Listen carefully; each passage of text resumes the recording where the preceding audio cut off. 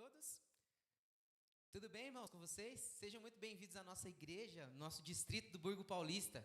Antes de começar, eu gostaria com o maior prazer mandar um abraço para todos os irmãos do distrito, o pessoal lá da igreja do Limoeiro.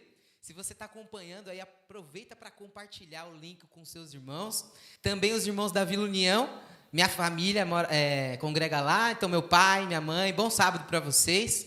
Também os irmãos do Três Marias, sei que tem um pessoal muito jovem lá, então compartilhem o link, sejam muito bem-vindos. Os irmãos da Rio Branco, tudo bem, irmãos? Maranata, bom sábado. Os irmãos do Alto da Ponte Rasa e os irmãos aqui do Burgo Paulista. Irmãos, que bom ter vocês aqui. Olha, a igreja está vazia, a gente está aqui em 5 pessoas, mas eu creio que o Espírito Santo está nos unindo. É como se a gente estivesse todos juntos. É um desafio para a gente aqui, os meninos lá no som, a gente falar atrás das câmeras, mas nós agradecemos muito porque você ajudou a compartilhar e também está assistindo aí. Bom, antes da gente cantar o hino tradicional que a gente faz na Escola Sabatina, eu gostaria que você colocasse nos comentários aí, durante toda a nossa programação, algum pedido especial que você gostaria que a gente orasse aqui nesta manhã. Nós teremos os momentos de oração, então coloca aí nos comentários, fale com alguém e vamos compartilhar os pedidos. Outra coisa também, nesse trimestre a gente está estudando sobre como interpretar as Escrituras. E você sabe que nessa semana a gente meditou muito sobre repetições, a língua que a Bíblia foi escrita, e a gente vai relembrar o que estudamos aqui com os irmãos Renato Santucci, o irmão Cristiano, eles da Rio Branco, e o irmão João, lá do Alto da Ponte Rasa. Então, que você assista e compartilhe as suas ideias também aí pelo YouTube, ok? Então, tá bom. Você já se preparou? Colocou a roupa bonita? Já preparou seu lugar de culto? Então, vamos cantar agora. Eu convido você a, se puder, né? Por que não? Fique em pé. O hino Se Tu Buscares a Jesus. Então, amigo, quer encontrar paz? Olhe para Cristo. Encontre a Jesus.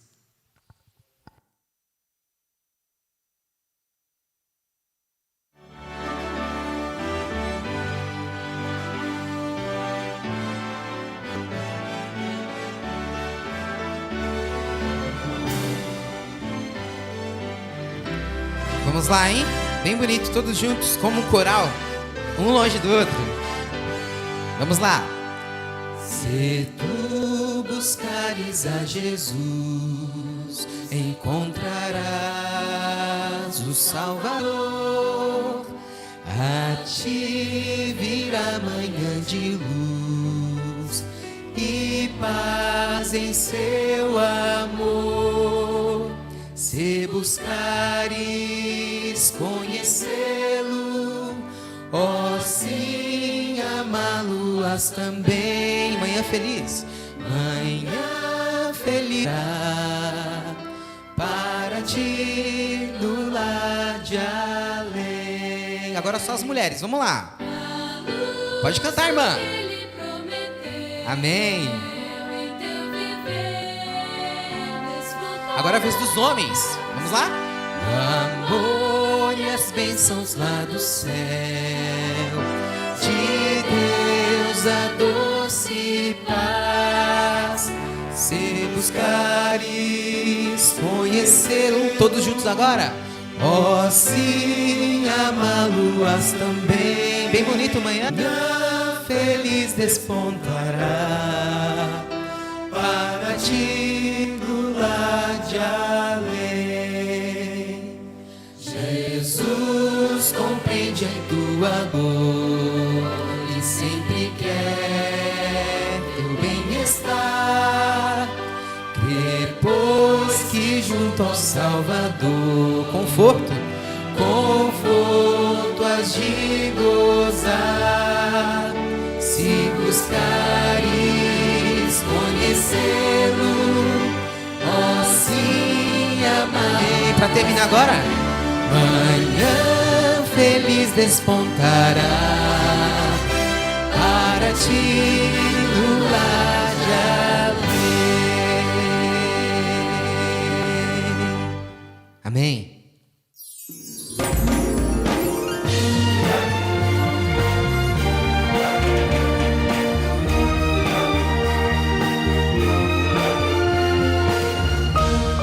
Informativo Mundial das Missões.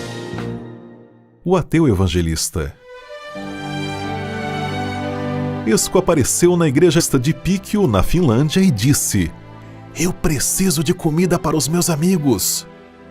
Rita, diretora do armazém de alimentos da igreja, prontamente foi separar alguma comida. Ela ficou surpresa ao saber que Esko, mesmo ateu, procurou ajuda em uma igreja. Na Finlândia, a maioria das pessoas não acredita em Deus. Rita entregou os alimentos, e o homem voltou todas as semanas para pegar mais comida na igreja.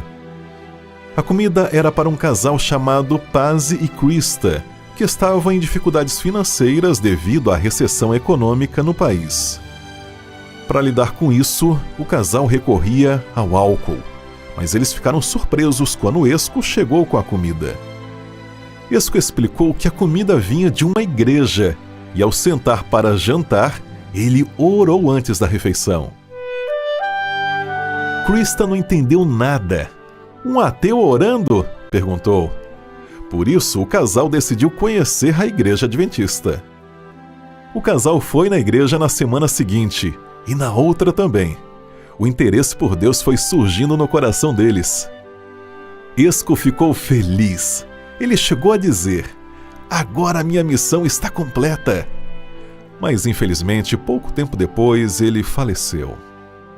Krista e Pasi deixaram de beber e foram batizados em seguida. Eles se tornaram ativos na igreja, principalmente no armazém de alimentos. Porém, pouco tempo depois, Pasi faleceu também, e a igreja prestou um grande apoio no funeral. Esse apoio causou uma boa impressão à família, e atualmente a mãe de Krista está assistindo aos cultos na igreja.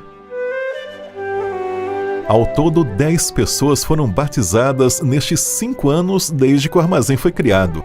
Isso é impressionante para um país com apenas 4.800 adventistas. Rita continua ativa na igreja e lembra que Esko era um ateu que já estava acreditando em Cristo Jesus.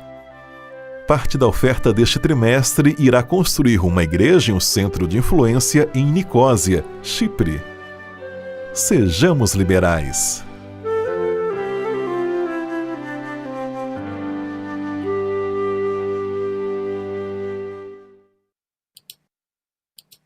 Bom dia a todos os irmãos, que a paz do nosso Senhor Jesus Cristo seja presente na vida de cada um de vocês nesta manhã.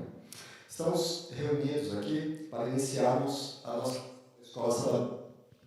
Mas antes, eu gostaria de pedir aos irmãos que vocês possam apadrinhar uma pessoa que não tem internet, uma pessoa que tem dificuldade de manusear a internet, não tem o domínio das tecnologias, então que você possa ajudar um irmão da nossa comunidade, seja de Vila Rio Branco, Alto da Ponte Rasa, Limoeiro, Jardim Três Marias, Burgo Paulista, que possa ajudar esses irmãos para que eles também possam estar reunidos conosco.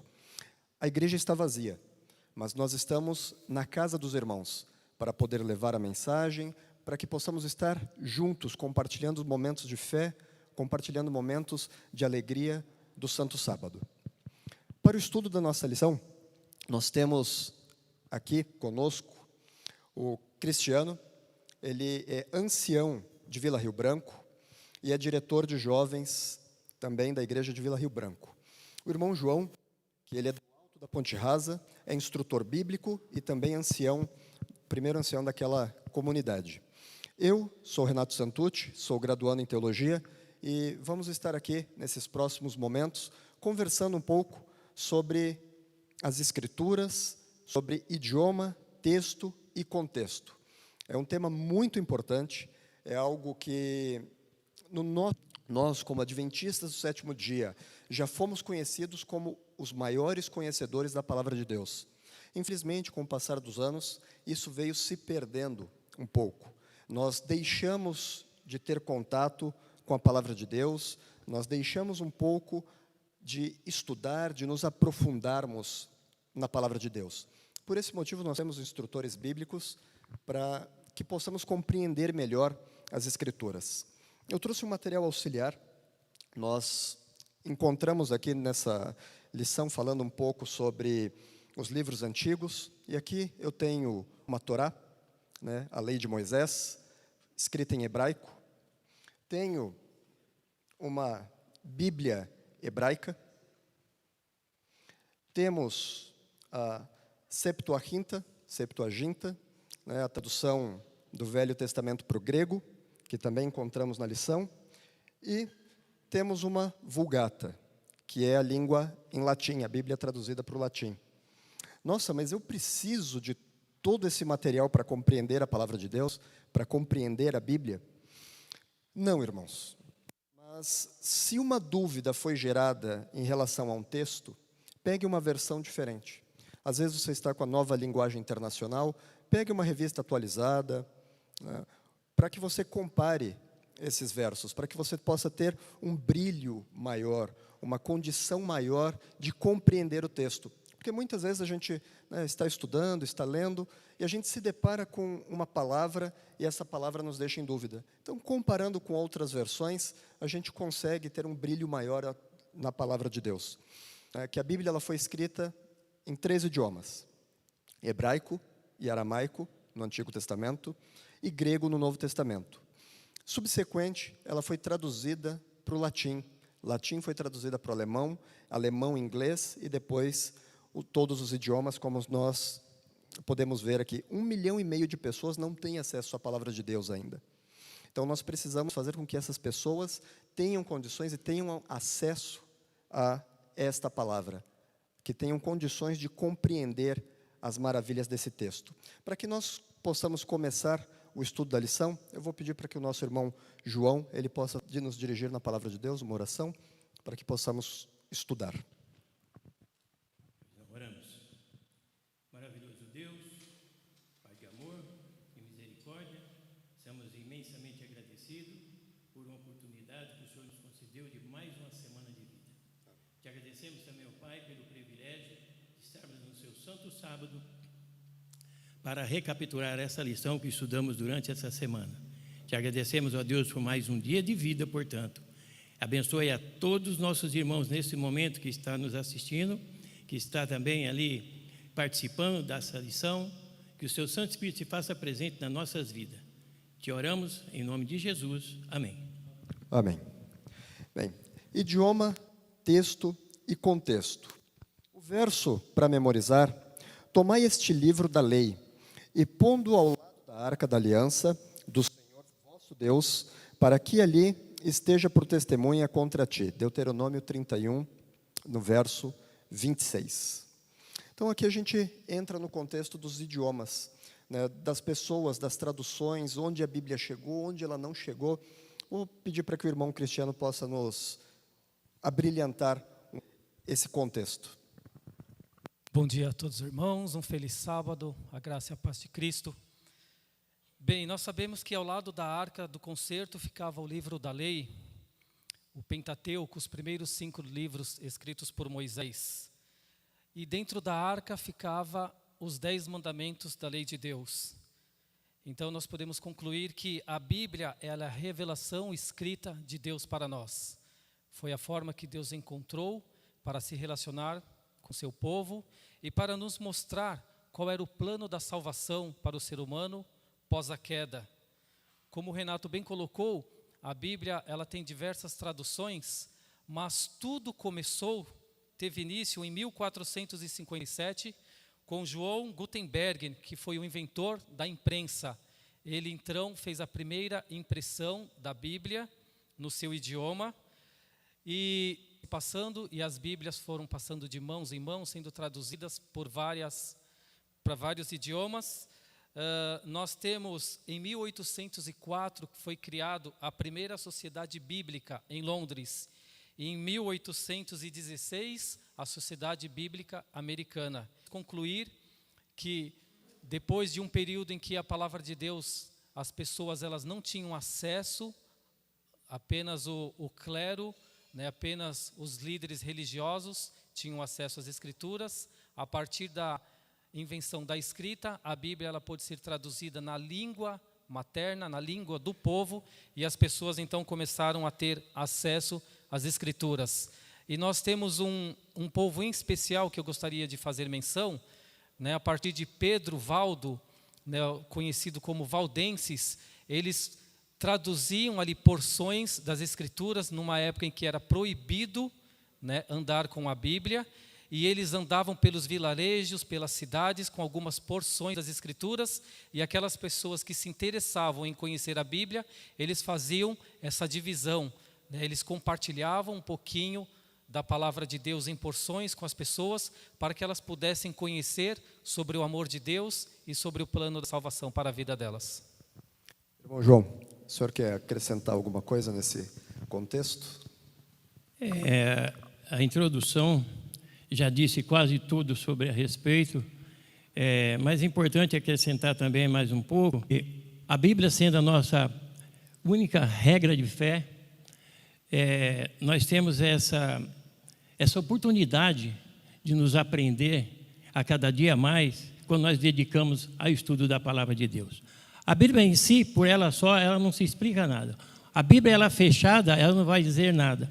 A Bíblia também é aberta em cima de algum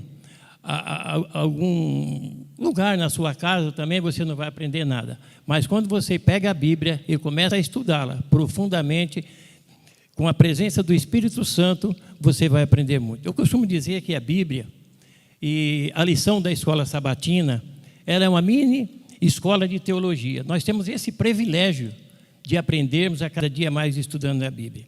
Então, nós estamos todos graças a isso daí, através do que o Cristiano já mencionou, de João Gutenberg. E a partir disso daí, depois da prisão do Papa Pio VI, aí é onde que começou, nós temos acesso à Bíblia, porque a Bíblia até aí ela era escondida sobre nós, os cristãos. E aí hoje, graças a Deus, 90% da população tem acesso à palavra de Deus. Irmãos, é importante estudarmos a Bíblia. Não perca seu tempo, irmãos. Hoje nós estamos vivendo nos últimos dias. E é necessidade de nós estarmos estudando para aprender cada vez mais a palavra de Deus. E nós temos esse privilégio de nós, da escola sabatina, e temos a Bíblia. Então vamos estudar para que cada dia mais nós preparamos para a breve volta de Jesus. Lembrando sempre, irmãos, que quando nós nos colocamos a estudar a palavra de Deus, nós nos dedicamos tempo a passar com as Escrituras. Antes de tudo, nós devemos pedir a orientação do Espírito Santo. Nós temos 3 situações. Nós temos o momento de revelação e inspiração. Essas 2 situações aconteceram com os escritores bíblicos. E para nós, o Espírito Santo ele traz a iluminação. Então, quando nós pedimos o direcionamento dele, nós pedimos o direcionamento da palavra, o Espírito Santo ele nos coloca luz. Ele coloca um holofote sobre a palavra de Deus para que nós possamos ter a compreensão necessária dos desígnios de Deus para as nossas vidas. Compreendendo as Escrituras. Quando nós olhamos ao longo dos tempos, nós vemos a dificuldade que foi para chegarmos a esta palavra que nós temos hoje.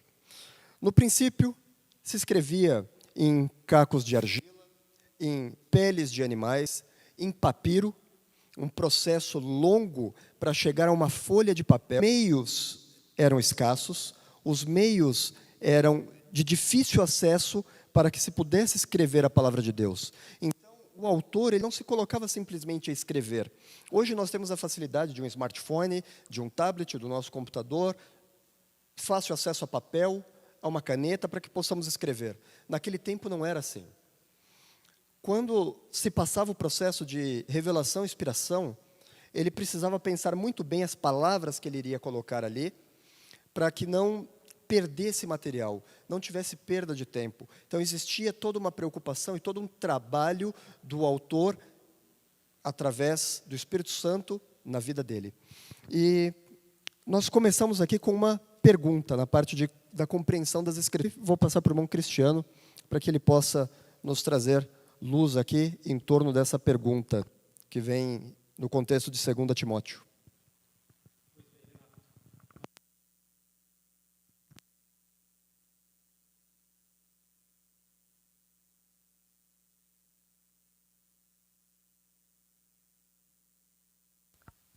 Toda a Escritura é inspirada por Deus e útil para o ensino, para a repreensão, para a correção, para a educação na justiça, a fim de que o homem de Deus seja perfeito e perfeitamente habilitado para toda boa obra. A Bíblia escrita é o plano de Deus para a humanidade, para mostrar o plano da redenção. Assim como Deus é santo, o seu povo, ele deve ser santificado. E de que maneira que Deus começou a atuar na vida do homem? Nós podemos pegar o Israel, o povo de Israel, eles usavam a língua materna que era o hebraico, e eles também usavam o aramaico. Após a ascensão de Jesus aos céus, os discípulos começaram também a escrever porções da Bíblia, e eles escreveram, no tempo deles, a Bíblia que era conhecida universalmente, que era o grego. Então, os escritos dos apóstolos, as cartas de Paulo e também o livro do Apocalipse, escrito por João na ilha de Patmos, foram escritos no idioma grego. E hoje nós nos relacionamos muito bem, com a palavra de Deus, porque ela foi também traduzida para o nosso idioma. Irmão? Muito bem. Continuando aqui no estudo de domingo, 2 Pedro 1:21 diz que nós entendemos ali que a Escritura são palavras sopradas por Deus. No grego é theopneus, toda ela é totalmente inspirada por Deus. Interessante, irmãos, que Deus ele não escolheu pessoas só cultas para escrever a Bíblia. Você vê que Deus escolheu pessoas diferentes, pessoas não leigas, pessoas totalmente, às vezes, trabalhavam às vezes no campo, como no caso de Amós. Paulo, que já era diferente, era advogado. Pessoas como Salomão, que também já era o homem mais inteligente que teve no mundo. E também escolheu pessoas simples como Pedro, como as pessoas que eram pescadores, pessoas, até assassinos.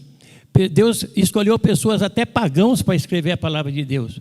Lembra na lição passada que no livro de Daniel, temos ali a experiência de Nabucodonosor, no capítulo 4, que ele escreveu aquela parte. Então, Deus ele escolheu pessoas, como ele diz na palavra dele, Deus não faz exceções. Então, o plano de Deus é salvar o seu povo. O plano de Deus é salvar a humanidade. Ele não escolhe a pessoa.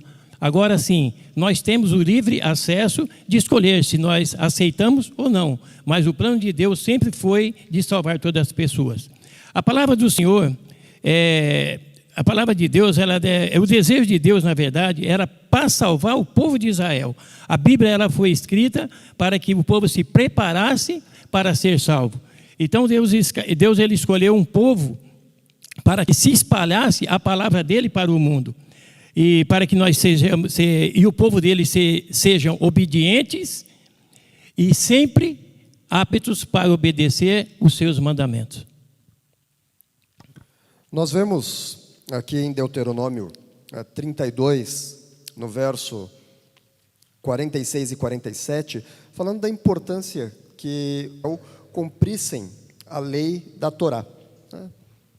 Este livro aqui, a Torá.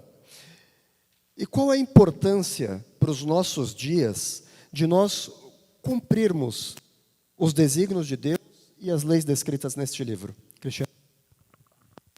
Deus ele nos deu uma responsabilidade muito grande, que é a responsabilidade dos pais passarem os ensinamentos das Escrituras para os seus filhos.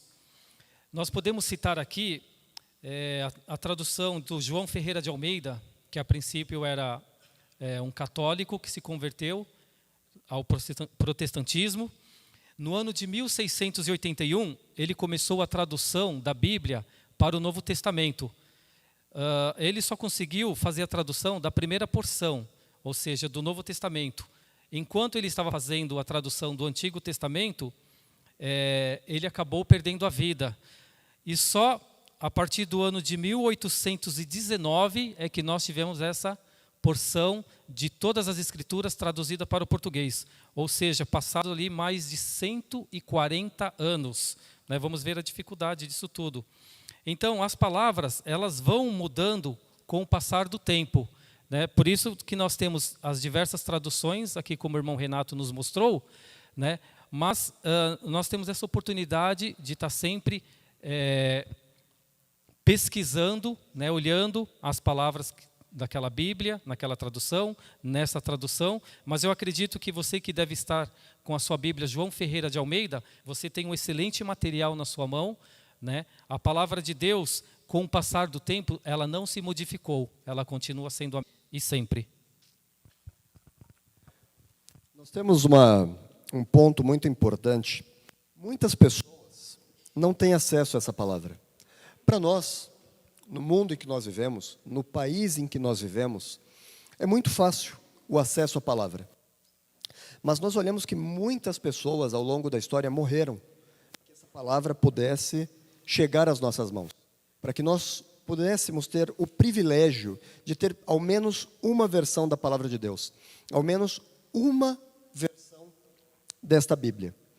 E é importante nós que temos essa facilidade nos aprofundarmos verdadeiramente no estudo da palavra, nos aprofundarmos verdadeiramente na compreensão das escrituras bíblicas.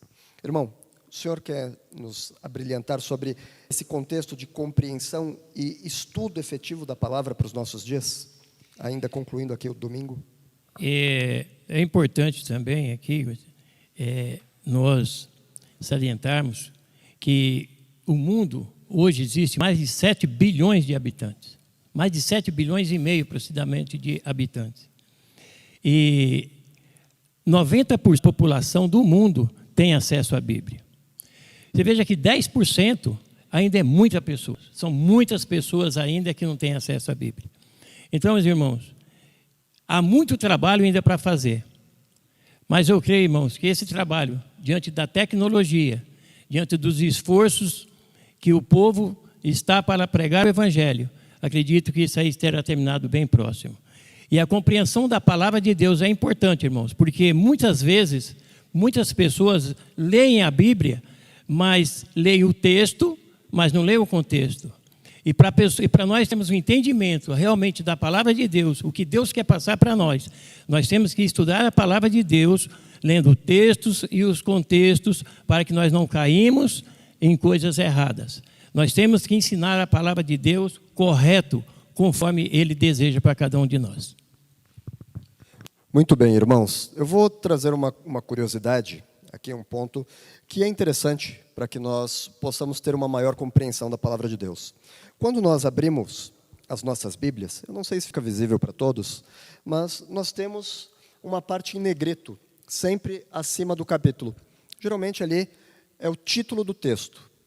Esse título do texto, ele na realidade não foi escrito pelo autor. Isso ele veio da editora. Esses títulos são colocados pelas editoras. As editoras apresentam os títulos. E aí vem um ponto importante. Uma editora, ela, por exemplo, falando das bem-aventuranças, ela compreende que as bem-aventuranças começam no versículo 1. Outra editora, que começa no versículo 2. Outra editora no versículo 3. Não existe um consenso sobre estes títulos. Por quê? A Bíblia ela foi escrita direto, não foi incluso em versículos. Então, nós precisamos compreender algo que é muito importante. É chamado de perícope.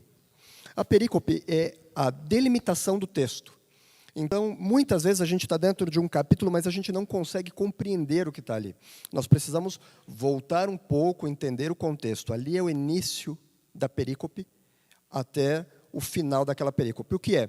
Perícope é uma porção de texto com uma profundidade do que ela quer te passar. Então, nós precisamos compreender isso, não ficarmos presos ali entre o cabeçalho do texto e capítulos e versículos. Temos que ver a compreensão. Então, entramos na questão de palavras e seus significados. Nós temos, por exemplo, o português, o inglês, o alemão. São palavras muito ricas em expressões idiomáticas. Quando nós chegamos no hebraico, é um idioma muito pobre. Então, às vezes, uma palavra no hebraico ela precisa ter mais de um sentido, mais de um significado. Um exemplo para o nosso idioma, saudade. Saudade, ela vem cheia de significado, mas significa que você sente falta de alguém. Saudade, ela só existe em português. Se você procurar saudade em outro idioma, você não encontra. Não existe saudade em outro idioma, existe no português. E isso se passa com diversos idiomas. Então, quando os estudiosos foram traduzir a palavra de Deus, eles precisaram realizar algumas adaptações em contextos de palavras. E aí nós entramos aqui em palavras e seus significados. Cristiano. Muito boa a sua colocação sobre saudade. Eu até gostaria de ter falado um pouco sobre isso também, né, que nós temos o privilégio do nosso idioma, essa palavra ser única, né, e nos outros idiomas eles podem colocar apenas como sentir falta, né, mas nós sentimos saudades, e estamos com saudade de vocês que estão aí em casa, os nossos irmãos amados, né, de abraçá-los, né, de poder conversar com vocês mais perto, mas para a glória de Deus, nós esperamos que isso passe logo, essa pandemia, e possamos então nos reunir mais uma vez aqui na igreja para adorarmos o nosso Deus num só corpo. Você fez uma posição muito interessante, e a Bíblia, no livro de 1 Reis, capítulo 3, no versículo 6, Deus sobre esse tema, está escrito assim, olha, respondeu Salomão, de grande benevolência usaste para com teu servo Davi, meu pai, porque ele andou contigo em fidelidade e em justiça e em retidão de coração, perante a tua face, mantiveste-lhe essa grande benevolência, e lhe deste um filho que se assentasse no seu trono, como hoje se vê. Nós temos umas outras passagens, também Salmo 57, Salmos 14 e Miqueias 7:20, falando sobre essa misericórdia de Deus. No hebraico, a palavra é chesed, que significa misericórdia, mas que também pode ser traduzida como o amor de Deus, como a sua bondade e o seu propósito. E ao longo da Bíblia, né, dos relatos bíblicos, das histórias, né, dos personagens, nós temos visto Deus, Ele atuando no meio do seu povo, e essa misericórdia de Deus, ela está disponível para mim e para você também no dia de hoje. Estamos passando por um momento difícil, né, nos nossos dias, e nós temos que clamar a Deus essa promessa de misericórdia, benevolência, né, para que Deus possa colocar sua mão protetora sobre cada um de nós, para que esse mal, né, essa praga, ela não nos alcance. Infelizmente, ela já chegou no meio do povo de Deus, né, mas isso não significa, né, que nós estamos em pecado, mas isso significa que é o momento de clamar a Deus por essa promessa de misericórdia, que ela estava disponível já nos tempos antigos da Bíblia, mas que ela continua disponível hoje também para nós, o povo de Deus. Muito bem. Eu também não posso perder essa oportunidade, né? Cumprimentar os nossos irmãos do Alto da Ponte Rasa. Mas é com muita saudade, irmãos, pode ter certeza. Mas sinta-se abraçado agora, nesse momento. Assim nós matamos um pouco a nossa saudade. Vocês sabem o que eu estou dizendo. Complementando aqui um pouco mais também sobre a parte de segunda-feira. Sobre misericórdia. Eu gostaria também de ler uma passagem aqui em Números 6, 24, até o 26, diz assim: o Senhor te abençoe e te guarde. O Senhor faça resplandecer o rosto sobre ti e tenha misericórdia de ti. O Senhor sobre ti levante o rosto e dê a paz. A própria Bíblia, Jesus ele disse, só em mim tem a paz, mas nesse mundo tereis aflições. Mas Deus ele nos dá uma injeção de ânimo, irmãos. Ele fala, tenha ânimo. Então, nós não estamos livres de passar por problemas, dificuldades, guerras, epidemias. Irmãos, todos os dias nós temos um grande desafio neste mundo cheio de maldade. Mas não podemos esquecer que Deus, Ele nos dá essa esperança de trazer a paz no nosso coração. Irmãos, podemos passar por dificuldades. Ellen White, também a nossa irmã, ela passou por esses problemas. Ela mesma relata que passou por epidemias, mas Deus teve misericórdia. Irmãos, o que nós não devemos de esquecer e de perder a esperança que Deus está no comando e Deus ainda está com seus braços abertos e estendidos para cada um de nós. Aqui nesse texto que o irmão leu, a palavra paz, ela vem de shalom. Então, quando nós, por exemplo, ouvimos os nossos irmãos judeus falaram Shabbat Shalom. Que você tenha paz neste sábado. E essa paz, ela não é somente uma paz sobre guerras, sobre conflitos. Não. É uma paz interior. É uma paz de repouso, de descanso, de tranquilidade. É essa paz também que é apresentada no contexto bíblico de Shalom. Um outro exemplo interessante, para nós trocarmos, é a palavra Shema. Quando nós, em os escritos originais, Shema Israel Adonai Eloheinu, ouça, ó Israel, as palavras de Deus. Mas não é somente ouça, Israel, é também obedeça, ó Israel. Shema, ele é ouça, de ouvir, mas também de obedecer. Então, quando nós encontramos essa passagem muito conhecida de Deuteronômio, é o que? Obedeça, ó Israel. Ouça, ó Israel, as palavras de Adonai, as palavras de Deus. Passando para repetição, padrões, palavras e significados. A repetição e os padrões que são colocados são muito importantes dentro do contexto bíblico. E nós vamos compreender o porquê essas repetições e esse padrão são importantes na palavra de Deus. Cristiano.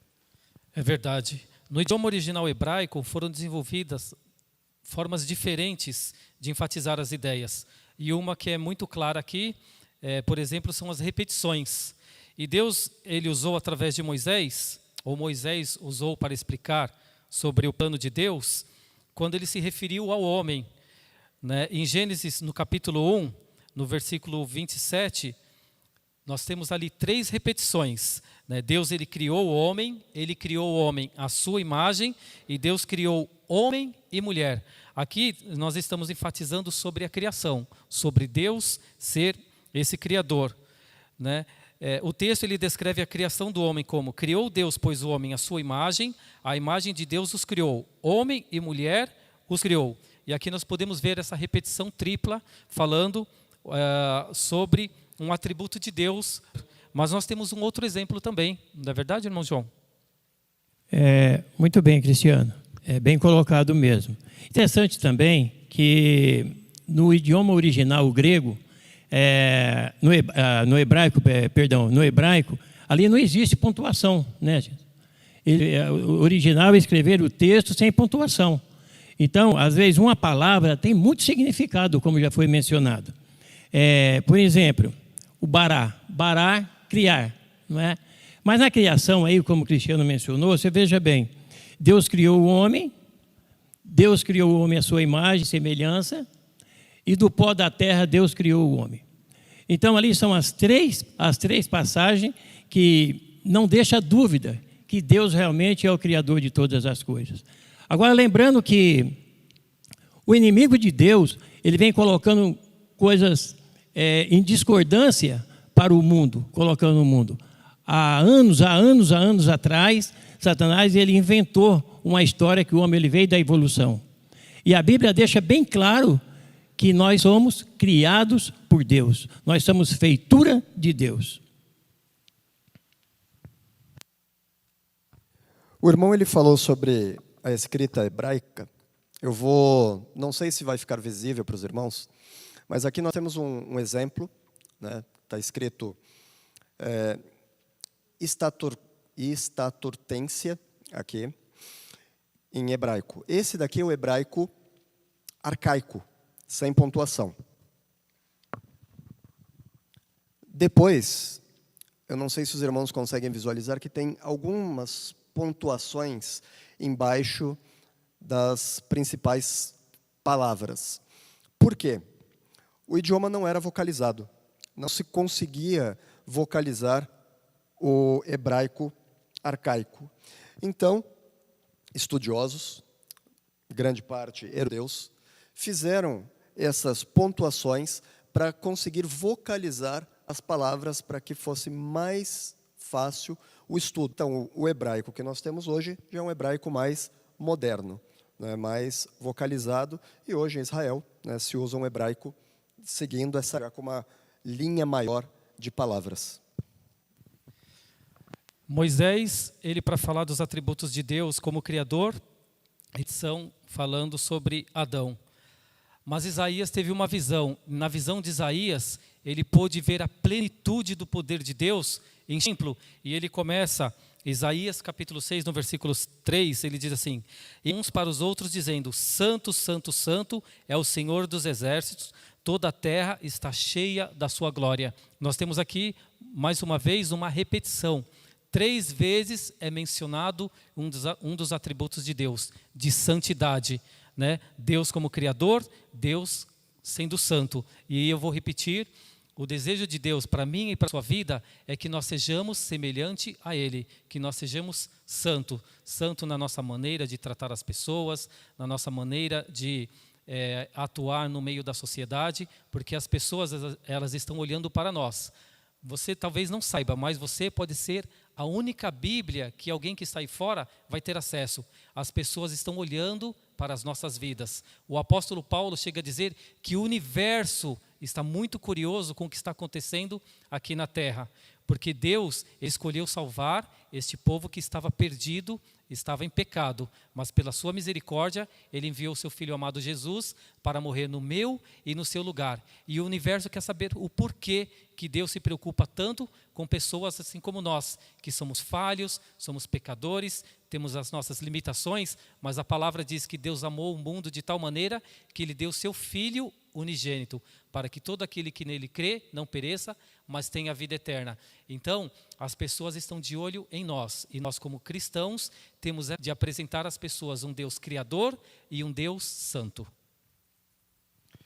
Muito interessante essa parte de repetições, padrões, palavras e significados. Nós vemos, por exemplo, em Daniel, ele enfatiza 10 vezes a mesma palavra. No geral, nós vemos que era enfatizado por 3 vezes, mas ele enfatiza 10 vezes. Por que era feito isso? Justamente pela falta de palavras no idioma, dentro daquele contexto idiomático. Então, era necessário que se repetisse para que fosse reafirmado, para que fosse cauterizado aquele contexto na mente das pessoas. Com repetição se aprende. Quando nós repetimos várias vezes, gera aprendizado. E essa foi a ideia dos escritores, conforme a inspiração e revelação de Deus para essa palavra, que a repetição levaria à verdade, as pessoas teriam a compreensão da verdade. Quer fazer alguma colocação sobre isso, irmão João?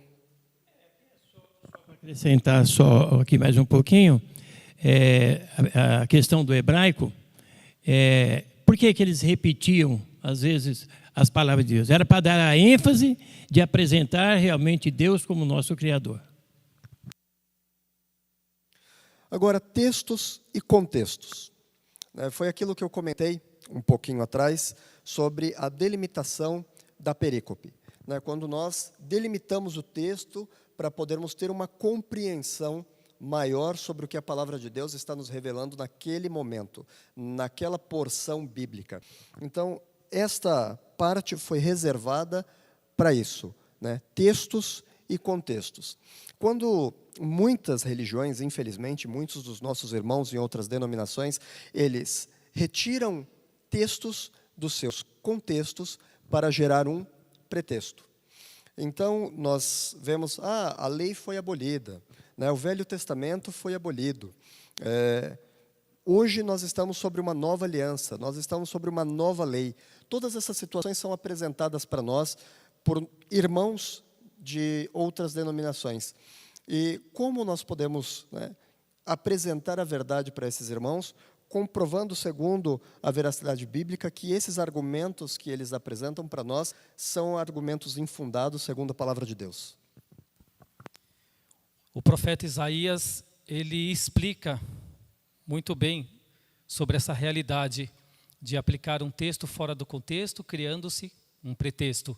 Ele diz que a palavra de Deus ela deve ser examinada um pouco aqui e um pouco ali.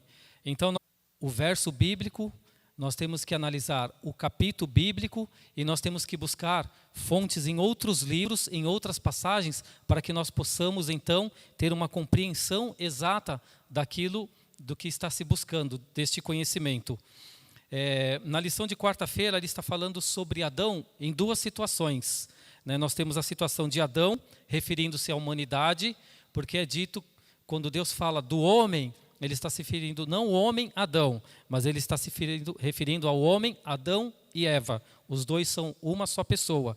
E também nós temos o Adão homem, quando Deus faz a menção somente a Adão. Em Gênesis 2,7 ele faz uma menção a Adão, e em Gênesis 1,27 ele fala sobre a humanidade.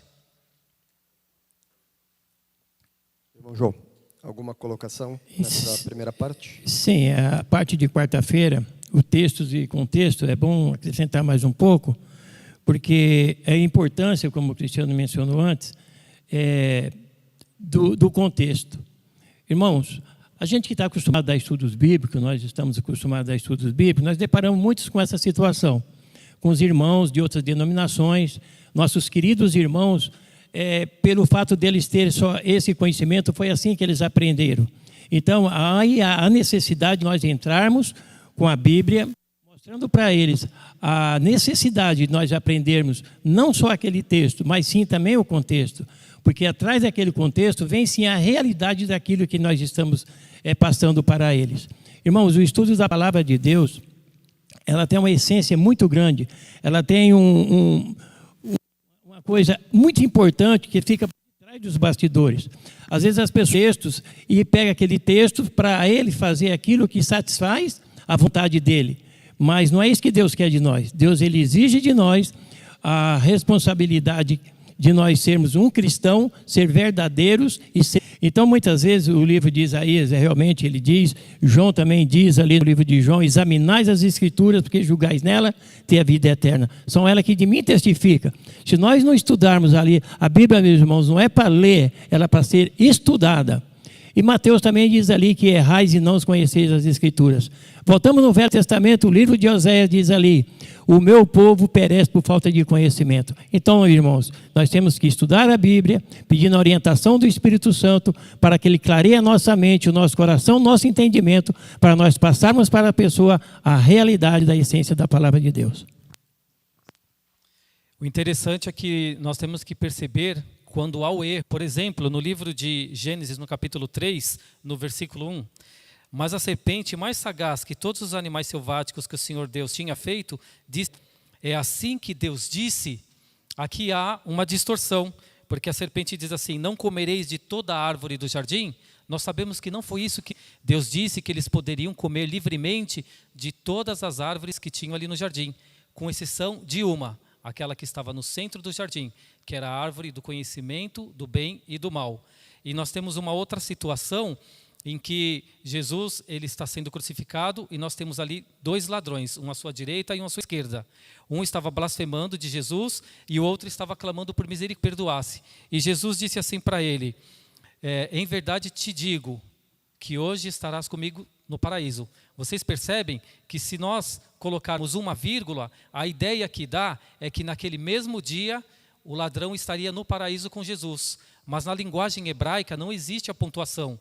O texto correto, Jesus diz que ele estaria com ele no paraíso quando? Quando Jesus fosse para o paraíso. E nós sabemos que no domingo pela manhã, quando Jesus ressuscitou, ao se encontrar com as mulheres, ele disse, não toques em mim, porque ainda não subi ao meu Pai.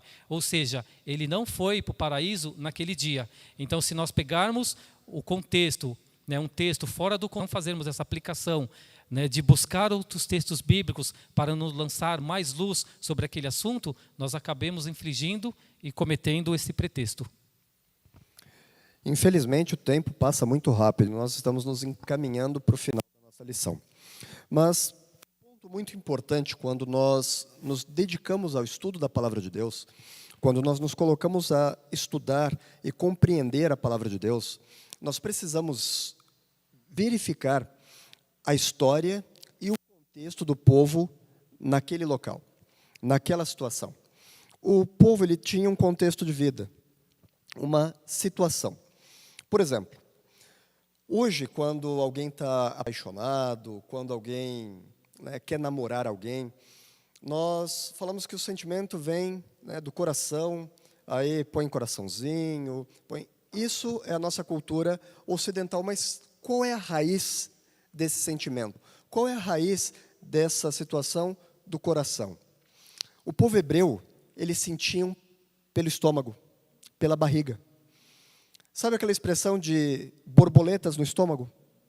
Quando você vê uma pessoa, você sente aquele friozinho na barriga, ou você passa por uma situação, você sente na barriga. É aí que vem a expressão do sentimento. Ele começa na barriga, só que para nós ocidentais ficava meio estranho você falar para a pessoa, ai, minha barriga, eu gosto de você com a minha barriga, gosto de você de toda a minha barriga. Seria algo estranho, então isso evoluiu para o coração. E nós precisamos compreender estes contextos dos povos antigos, compreender a história. Através da compreensão do longo da história no tempo, nós conseguimos colocar as situações bíblicas, os contextos bíblicos, dentro da história do nosso mundo, dentro do que acontece no nosso mundo. Irmão João. Muito bem. Veja bem, a importância da Bíblia e as suas mensagens. Irmãos, aquilo que eu disse antes, a Bíblia ela é em cima de um armário aberto aí, muitas pessoas às vezes deixam ali no livro de Salmos, outros livros, ela não vai trazer conhecimento nenhum. Tanto é que no livro de Gênesis, ali nós traz o grande exemplo ali, o livro escrito por Moisés. Ali ele traz a respeito da criação, o plano da redenção e mostra a base do povo da história da queda da criação, lançando assim as doutrinas da fé cristã. Irmãos, a Bíblia completa, ela são 66 livros. Ela é uma biblioteca em um livro só. São 39 no Velho Testamento e 27 no Novo Testamento, dividido em partes. Ali ela tem as profecias, tem a parte poética, as histórias, as cartas. Irmãos, interessante que uns identificados a outro. São muitos os autores da Bíblia, mas uns deles são identificados e outros não. Mas a mensagem de Deus, ela não há contradição entre os escritores. Veja bem, e todos confiam uma só verdade. E entender o contexto é importante para compreender a sua mensagem. Você veja que a Bíblia, para as considerações finais. Ela tem um completo geral e ela não contradiz, os autores não contradiz um ao outro. Cristiano, para as considerações finais. Moisés, ele teve um papel muito importante nesse contexto, porque ele teve um encontro com Deus. E nós podemos dividir essas duas partes, do antes e do depois. Quando ele estava para ter esse encontro e relatar tudo aquilo que Deus iria passar para ele, qual era a ideia de Moisés? A ideia de Moisés era ensinar. Ele falou sobre a criação, sobre o plano da redenção e através das leis, o que Deus queria de mim e de você. Então eu quero fazer esse apelo para você, agradecer pela sua presença aqui nessa live, que Deus te abençoe, mas não se esqueça, qual é o propósito de Deus na sua vida? O que Deus quer que nós aprendamos e o que Ele quer que nós ensinemos, que nós possamos refletir sobre isso. Qual é o nosso papel nos dias de hoje? Como é maravilhoso termos a oportunidade de estudar a palavra de Deus, de conhecer mais acerca dos desígnios de Deus para as nossas vidas. Infelizmente, esse tempo de estudo da nossa lição, ele passa muito rápido, mas que durante a semana você possa se dedicar no estudo, que você possa se empenhar no estudo da palavra de Deus, pedindo compreensão, discernimento e orientação do Espírito Santo para que ele possa iluminar no estudo das Santas Escrituras, dessa porção bíblica que foi nos colocada para nos revelar o caminho no qual nós devemos andar. Cristiano, pode fazer uma oração para que nós possamos encerrar a nossa lição da Escola Sabatina? Senhor Deus, nosso Pai Celestial, nós queremos te agradecer porque o Senhor nos deixou na tua palavra qual era o plano da salvação para cada um de nós. Nós sabemos, ó Deus, que esse livro fechado, ele não tem significado nenhum, mas quando ele está aberto e nós clamamos pela presença do teu Espírito Santo, é dito que aqui é uma fonte de água, ela passa a jorrar nós. E nós queremos, ó Pai, porque estamos sedentos da tua palavra, Que o Senhor venha nos iluminar a cada dia com a presença do Teu Espírito, nos conceder a sabedoria dos altos céus, para que possamos viver em santidade, porque o Senhor é nosso Deus e o Senhor é santo. E que possamos também, ó Pai, transmitir esse conhecimento a outras pessoas, para que elas possam também buscar a salvação em Cristo Jesus. De uma maneira especial, abençoa, Pai, quem nos acompanhou nesta manhã, que o Senhor possa ser com os enfermos, em especial da Tua igreja, com o Teu povo que está clamando, e que o Senhor, do Teu trono de graça, possa inclinar os Teus ouvidos para ouvir a nossa oração e atender segundo a Tua vontade. Perdoe os nossos pecados, é o que nós te pedimos, por amor a Jesus Cristo. Amém. Jesus Cristo seja presente na vida de cada um de vocês neste santo sábado.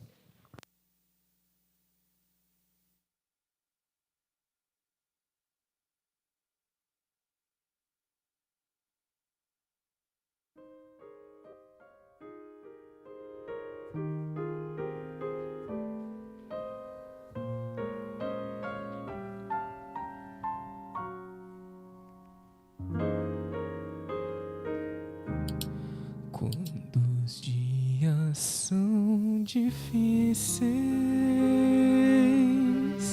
e os agitados, deixe Deus guiar teus planos por caminhos que Ele sabe. Quando somos esquecidos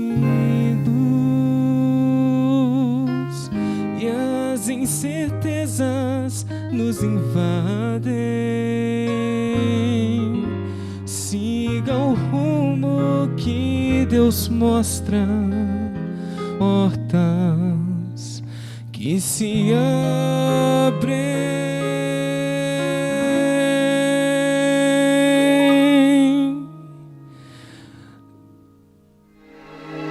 Deus quer dirigir a vida, Ele sabe o que é melhor, Ele sonha por você com um sonho bem maior. Você pode confiar, corpo, alma e coração. Fica calmo, deixe estar, Deus trará a solução.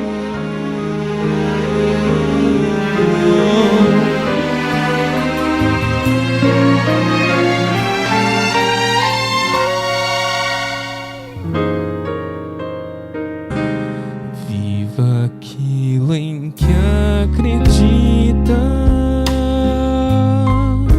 ponha em Deus o coração. Quando a alma se agita, basta segurar a sua mão. Se você conhece a história, por que sofre tanto assim?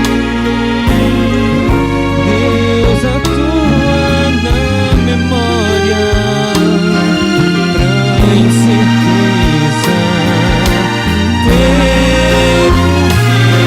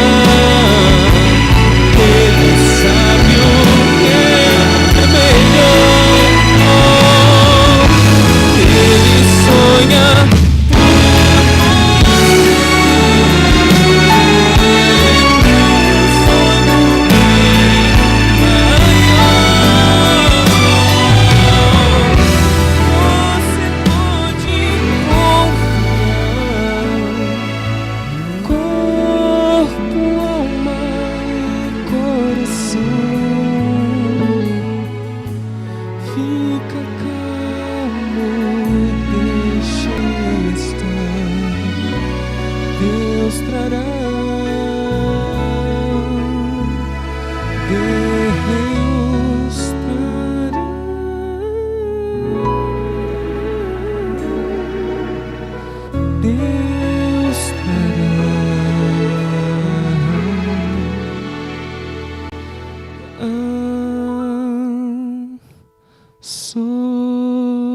solução.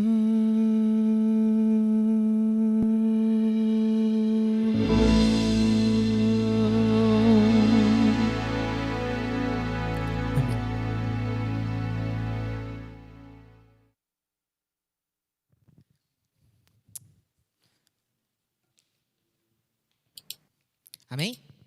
Deus trará a solução, irmão. E a gente aprendeu que buscando na Bíblia, você vai ouvir a voz de Deus. E Deus trará a solução, amém? Irmãos, a gente está aqui, todo mundo online, os irmãos ali, tudo com 1 metro de distância, o pastor com a máscara. Irmãos, você na sua casa aí, separou o lugar para o culto? Separa. Então faz assim, pega o seu sofá, coloca a Bíblia do... Bom, prepara aquela roupa, nem que seja... aquela de sábado, mas por que não? Pega uma roupa bonita, se prepara, porque a gente vai ter um encontro com Deus. Eu sei que você não está aqui na igreja presencialmente, mas você está, o Santo Espírito está nos unindo, amém? Irmãos, amém. Eu gostaria muito de agradecer a todos vocês que estão colocando comentário aí. É só começar os anúncios que o pessoal se anima. Tudo bem, Ricardo Soares? 3 Marias, Deus seja louvado. Irmãos, nós estamos com 84 pessoas assistindo ao vivo nosso sermão. Por favor, amém? 84, é bastante, mas pode ser mais, porque é como se cada igreja do distrito tivesse 20 membros. Eu sei que tem mais, não tem? Então compartilhe o link no seu WhatsApp, avisa para o pessoal, principalmente os velhinhos, nossos queridos velhinhos, tão amados, que às vezes tem dificuldade de clicar lá. Ensina eles, dê o seu melhor para a gente se unir como distrito. Mais um abraço aqui para Clécia Rocha, Emerson Oliveira Félix. Sejam bem-vindos, irmãos. Bom, antes da gente continuar, eu gostaria de deixar 3 recados para você colocar na sua agenda virtual. Primeiro deles é a classe bíblica com o pastor Aguinaldo Mozart. Pastor, seu nome é chique, viu? Mozart, domingo às 19 horas. Ela é especial, irmãos, porque no momento Deus está abrindo algumas janelas para a gente pregar o evangelho. Pessoas que às vezes nem lembravam de Deus estão podendo pelo menos agora parar e refletir. Então aproveite esse link, vai ser no aplicativo Zoom e o pastor vai compartilhar nos grupos da igreja, ok? O segundo é para você que não para, mulher não para, né? Fica em casa lá na quarentena, não consegue ficar parada. Irmã, a gente vai ter amanhã, adivinha só, um chá virtual. Amanhã é a oportunidade de você preparar aquele bolo que você faz e posta no WhatsApp, aquele chazinho. O pastor e a esposa deles vão conduzir também pelo aplicativo Zoom. Vai ser amanhã às 16 horas. Está em casa de quarentena. Você não vai participar por quê? Você vai participar. Então avisa lá o chá, convide irmãs de outras denominações, sua vizinha que não vê há muito tempo. Compartilhe o link que o pastor vai enviar no WhatsApp. E em terceiro e não menos importante, todas as igrejas do distrito, as 6 igrejas, se organizaram para a devolução dos dízimos e ofertas continuar normal. Então, você tem basicamente 3 formas de devolver o seu dízimo. A primeira é transferindo para a conta da igreja que você congrega. O tesoureiro vai saber te mostrar o número da agência e conta. Essa é a primeira. A segunda, você pode usar o aplicativo oficial da igreja, que é o 7Me. Esse aí está divulgando bastante, você pode baixar e fazer lá. A terceira, não recomenda, mas se você não tiver outra oportunidade, você vem até a igreja. A igreja do Burgo, das 14 às 15h30 hoje, estará aberta para você trazer. Rio Branco, das 9 às 10 da manhã, já passou, mas vocês viram lá. 3 Marias, 14 às 15h30. Limoeiro, 14 às 15h30. E Vila União, só entrar em contato com a tia Yara, minha tia. É a tesoureira lá da Vila União.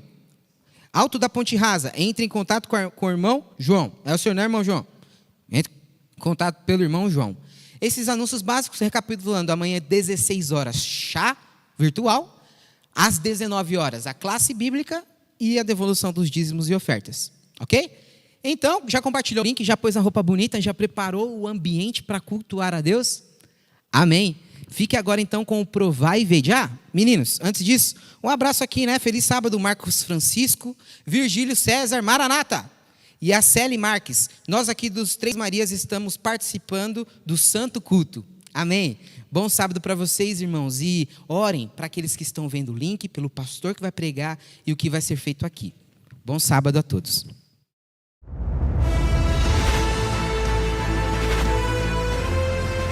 Provai e vede. História de hoje: Esperança em Porto.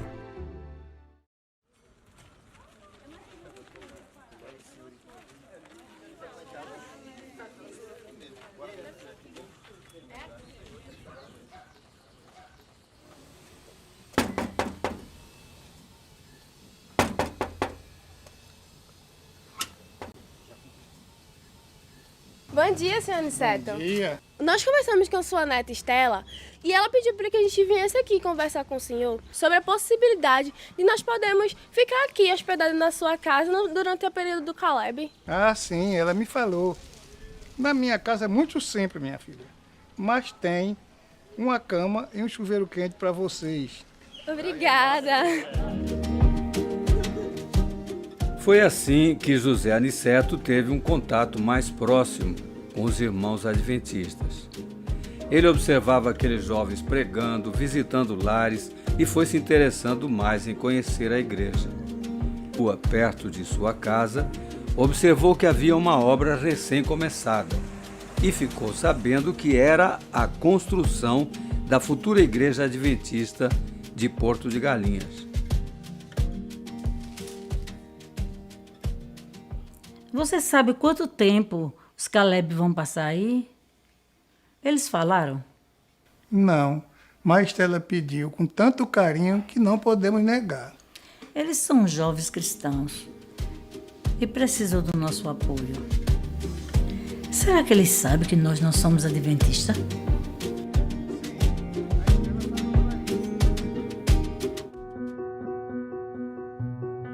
Com pouco tempo, a igreja ficou pronta. Um grande movimento missionário se instalou na cidade, que eles chamaram de Missões Curtas, para o projeto Esperança Porto de Galinhas. Além da implantação dos pequenos grupos, houve várias feiras de saúde, nas quais eram oferecidos uma grande quantidade de serviços à comunidade. Aniceto estava cada vez mais impactado com a presença da igreja em idade. Começou até a fazer parte de um pequeno grupo, onde se estudava a Bíblia de uma maneira muito prática, e os novos amigos que fez muito o ajudaram a entender temas da Bíblia que até então não conhecia. Ele estava tão entusiasmado com aquela verdade em sua casa. Até sua esposa, que muito se interessava por aquele movimento da igreja, chegou a participar com ele das classes bíblicas. Esse é um momento muito especial na vida do nosso querido irmão. Aniceto não teve dúvidas de que deveria tomar sua decisão ao lado de Cristo. Com muita alegria no coração, ele foi batizado na nova igreja que foi construída em Porto de Galinhas. Te batizo em nome do Pai, do Filho e do Espírito Santo. E a igreja diz... Amém.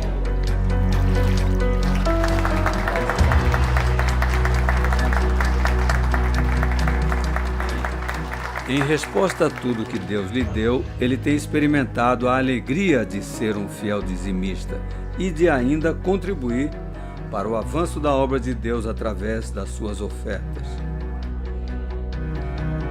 Hoje é possível entender melhor como a igreja realizou o trabalho evangelístico aqui em Porto de Galinhas. Não era um programa isolado, mas um movimento missionário em várias partes da nossa união. E isso só foi possível mediante a fidelidade de pessoas que nunca vieram aqui.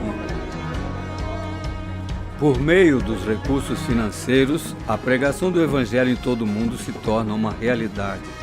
Essa é uma grande maneira de cada um de nós sermos missionários e participar diretamente do avanço da obra de Deus aqui na terra, doando para a sua causa.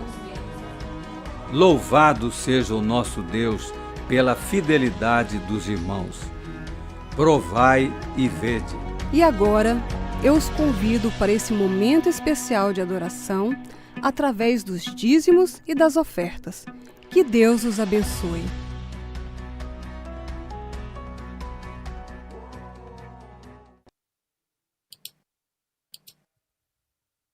Amém.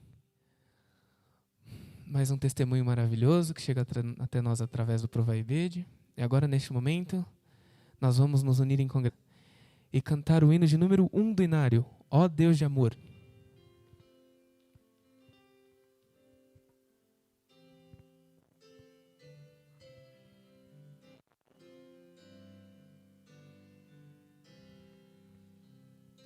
Ó Deus de amor, vimos nós te adorar. Vós, ó nações, rendem louvor.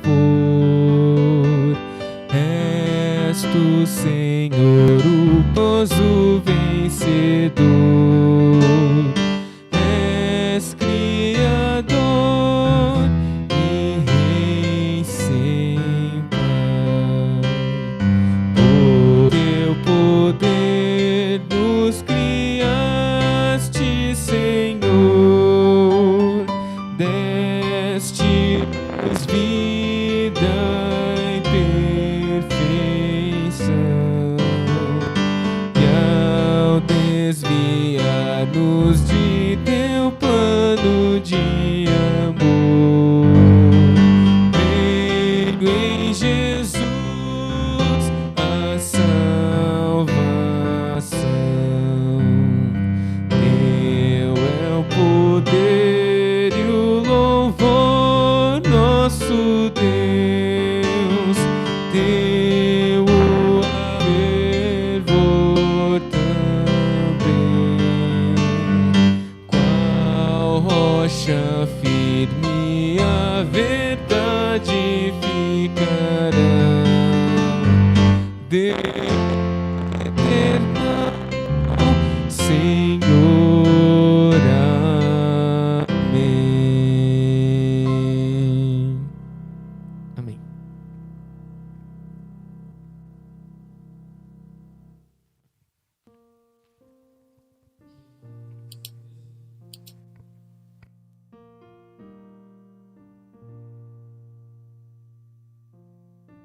Ouvindo o nosso clamor. E neste momento eu gostaria de ler alguns pedidos que foram enviados para os nossos queridos irmãos aqui do distrito. O irmão Vigílio, aqui do Burgo Paulista, ele pede pelo filho Arthur e pela esposa Kelly. A Yara Bispo, do Alto da Ponte Rasa, também pede oração pelo seu filho Bira. A irmã Ana Maria, da Vila União, ela pede pelos profissionais da saúde. Temos também aqui o irmão Vanderlei Freitas, do Alto da Ponte Rasa. Ele pede pela família e pela irmã Iberaci e Juliana. Também pede pela família para que eles aceitem a Jesus. Temos ainda um último pedido ali da Igreja da Vila Rio Branco. Os irmãos que foram acometidos por essa doença do Covid-19, a irmã Miriam e o esposo Samuel, que está internado no hospital. A irmã Renata e o esposo dela também. E também o Guilherme. O Guilherme é o meu filho. Ele tem 19 anos, a empresa o afastou porque ele também está com suspeita do Covid-19.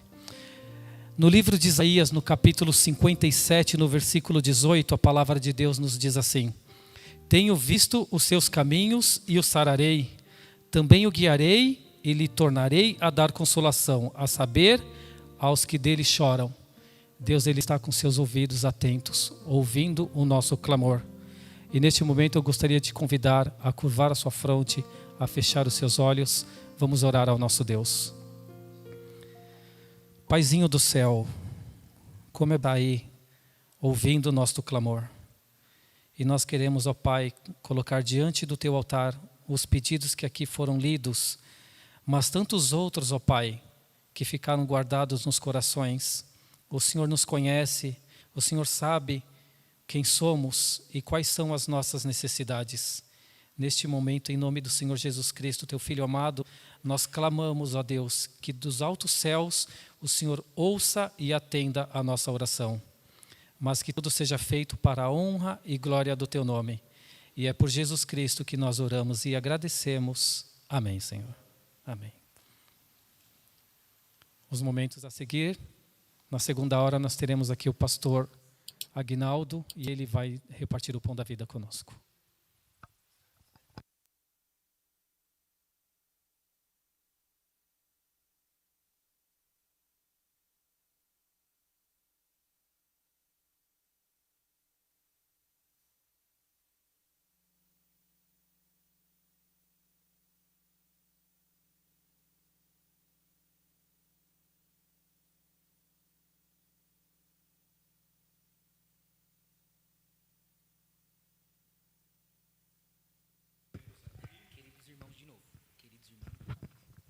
Queridos irmãos, um bom dia a todos vocês. Estivemos aqui na última quarta-feira e hoje estamos retornando. Quero agradecer, em primeiro lugar, a toda a equipe aqui dos jovens da Igreja de Burgo Paulista, que estão se esforçando para o culto e a escola sabatina para todos vocês, para ficarem em casa, protegidos neste período de pandemia. Uma situação que nós nunca vimos antes. Quero agradecer também aos irmãos que vieram hoje para compartilhar a escola sabatina, a todos vocês, nosso muito obrigado pela maneira como Deus os usou e trouxe a palavra nesta manhã. Quero saudar a todos os irmãos do meu distrito aqui do Burgo Paulista, das diversas igrejas que compõem. Quero saudar os irmãos do próprio Burgo, que estão agora nos seus lares, os irmãos do Três Marias, que também estão nos assistindo, os irmãos do Rio Branco, esta igreja tão abençoada, também os irmãos do Alto da Ponte Rasa, que estão aí em casa, também os irmãos lá do Limoeiro e também os irmãos da Vila União. Quero também saudar meus amigos meus que eram das igrejas onde pastoreei, lá da comunidade da Vila Prudente, lá da minha cidade querida de Presidente Prudente, e também amigos que eu tenho na cidade de São Paulo, no Tucuruvi e outros lugares por onde eu tive a oportunidade de pastorear. Deus abençoe você, alcance você nesta manhã. Mas agora, nós estamos aqui, irmãos, para repartir a palavra de Deus com vocês, para nós juntos estudarmos as Escrituras Sagradas, para nos alimentar espiritualmente nesta jornada que nós estamos em direção ao reino dos céus. E hoje eu queria convidá-los para abrir a palavra Êxodo, no capítulo 20. Êxodo, capítulo 20. Enquanto você está aí abrindo a Bíblia em Êxodo, capítulo 20, eu queria dizer o seguinte para você.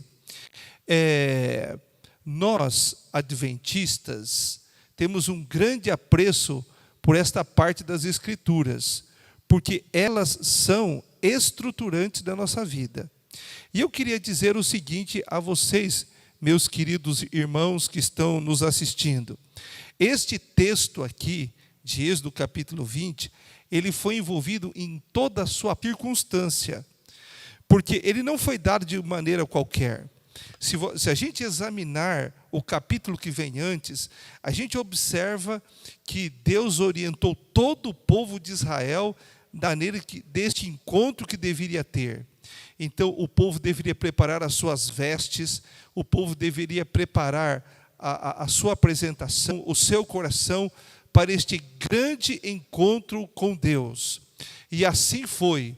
E naquele dia aprazado, todos estavam aí, observando com atenção, e o monte fumegava, e a presença de Deus se via, e a presença gloriosa de Deus estava se manifestando. E quando isso tudo estava acontecendo, nós observamos que o povo estava ali naquela expectativa do o que iria acontecer, como as coisas se dariam, o que Deus tinha a dizer naquele instante tão importante, tão precioso. E aí então, amados, Moisés, eu fico aqui imaginando, ele chega com aquelas tábuas de pedra, tábuas que estavam ainda sem qualquer tipo de escrita, e pela primeira vez nós observamos o Deus de Israel escrevendo. Nós estamos percebendo ali que Deus, ele passa a escrever. E vejam o que está no livro de Êxodo, capítulo 20, verso 1 e verso 2. Diz assim: então falou Deus todas estas palavras: eu sou o Senhor teu Deus, que te tirei da terra do Egito, da casa da servidão. Veja que impressionante. Antes de Deus fazer uma aliança com o seu povo, antes de Deus dar os seus mandamentos, antes dele dar a sua orientação, antes dele dizer a sua vontade, ele relembra algumas coisas importantes. Primeiro, ele disse assim: eu sou o Senhor teu Deus, que te tirei da terra do Egito. Irmãos, Deus estava dizendo um pouco do seu caráter. O povo de Israel, há pouco tempo atrás, antes desta passagem, estava lá escravizado. Hoje, talvez a gente não faça ideia do que é uma escravidão. Eles perderam seus direitos civis, seus direitos políticos, não tinham propriedade, não tinham bens, eles trabalhavam apenas pelo alimento, sobre o chicote, sobre a vara, sobre maus tratos, sem dignidade, sem salário, sem expectativa e sem perspectiva de um futuro. Eu tive em Gerais, numa cidade onde haviam minas, onde os escravos trabalhavam, e uma pessoa lá me contou que eles morriam em grande escala. Então a morte, a doença, o sofrimento fazia parte do povo de Deus. Ali estavam eles, sem esperança, sem expectativa, sem horizonte, sem Deus. Não sem Deus no sentido que Deus não estivesse com eles, mas sem essa percepção do cuidar de Deus. Era um povo sofrido e maltratado. E esse povo começou a clamar ao Senhor e buscá-lo. E Deus ouve as suas orações. Deus ouve as suas preces. E ele envia o seu servo Moisés. E ali Moisés vai diante do faraó. E nós conhecemos a história, e eu estou apenas relembrando a vocês. Quando isso teve lugar, Faraó resistiu, e ali Deus, então, ele manifesta muito dos seus sinais, seus prodígios, seus feitos, e então o povo, com mão poderosa do Senhor, é libertado do Egito. Coisa fantástica. Mas os problemas não terminaram. Faraó persegue o povo, mas Deus abre o mar diante deles. Vem o calor do sol e o frio da noite. Deus manda uma nuvem para aquecê-los na noite e abrigá-los no dia. Tem o problema do alimento. Deus manda o maná. Há o problema das águas e Deus provê para eles. Então, meus queridos, a gente observa que Deus estava se manifestando, se colocando diante do povo para que eles soubessem que Ele é um Deus de libertação, Ele é um Deus de amor, é um Deus de bondade, de misericórdia. E quando eu leio a introdução dos 10 mandamentos, eu quero dizer para vocês que este é o nosso Deus que nós buscamos e que adoramos.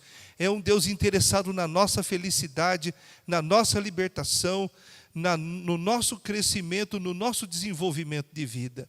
Deus não se alegra quando Ele vê você triste, preso, em dificuldades, sofrendo. Deus não tem prazer nisso, Deus não tem alegria nisto, muito pelo contrário. Ele é o Deus da liberdade, o Deus da felicidade, o Deus da prosperidade, o Deus do crescimento, o Deus da salvação. Então nós notamos que antes de o Senhor colocar a sua lei, os seus princípios, as suas orientações, os seus mandamentos, Ele diz: olha, eu sou o Senhor Deus que tirei você da terra do Egito. Hoje, colocando na nossa linguagem, é como se Deus estivesse dizendo assim para você: eu sou o Deus que te tirei dos vícios. Eu sou o Deus que tirei você da depressão. Eu sou o Deus que tirei você da solidão.